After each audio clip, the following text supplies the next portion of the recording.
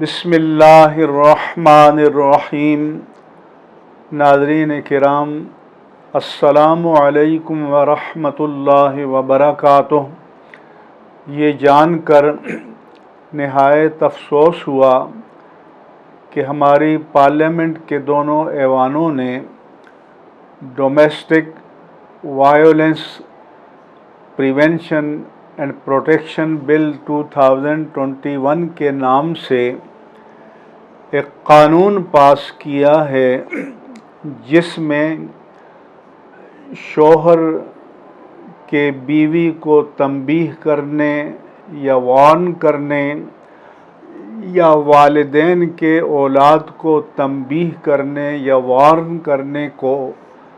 قابل تعزیر جرم قرار دیا گیا ہے، اور اس کے لیے 6 ماہ سے 3 سال تک کی قید اور زیادہ سے زیادہ 20,000 سے 1 لاکھ روپے جرمانے تک کی مالی تعزیر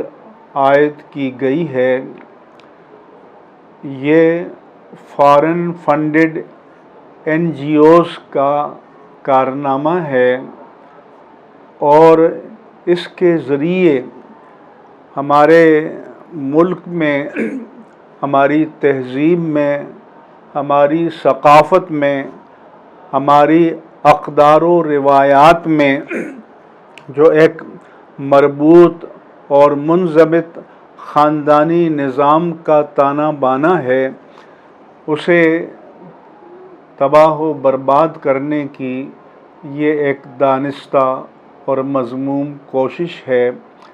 اور یہ قرآن و سنت کی تعلیمات کے سراسر خلاف ہے۔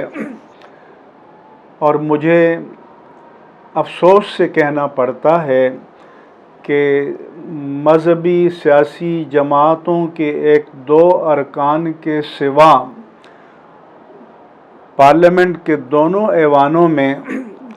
جتنے بھی لوگ موجود تھے، وہ اگرچہ اپنے گروہی، جماعتی اور سیاسی مفادات کے تحت ایک دوسرے سے دست و گریباں رہتے ہیں، مگر یہاں سب مہر بلب ہو گئے، سب کو سانس سونگھ گیا، کسی نے بھی اختلاف نہیں کیا،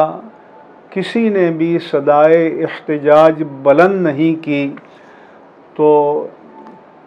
اس رویے کی میں مذمت کرتا ہوں، اور پوری قوم کو مذمت کرنی چاہیے۔ کسی ملک کا جو نمائندہ ادارہ ہے اور وہ جو قانون سازی کرتا ہے، اس کے لیے لازم ہے کہ وہ اپنے وطن عزیز کی دینی اور مذہبی اقدار، تعلیمات، روایات اور معاشرتی، تہذیبی اور ثقافتی اقدار کی پاسداری کرے، کیونکہ قوانین ہوا میں معلق نہیں ہوتے، یہ قوانین لوگوں پر نافذ ہوتے ہیں، اور انشاءاللہ یہ قوانین ناکام و نامراد ثابت ہوں گے۔ اس لیے میں اپیل کرتا ہوں کہ پارلیمنٹ کی کمیٹی بنا کر اس مسودہ قانون پر نظر ثانی کی جائے، اور اس کی جو باتیں اسلامی تعلیمات کے منافی ہیں یا ہماری معاشرتی اقدار کے منافی ہیں، ان کو اس قانون سے حذف کیا جائے، ورنہ ہمیشہ اس کی مذمت کی جاتی رہے گی، اور برسر زمین اس کو نافذ کرنا انتہائی دشوار ہو جائے گا۔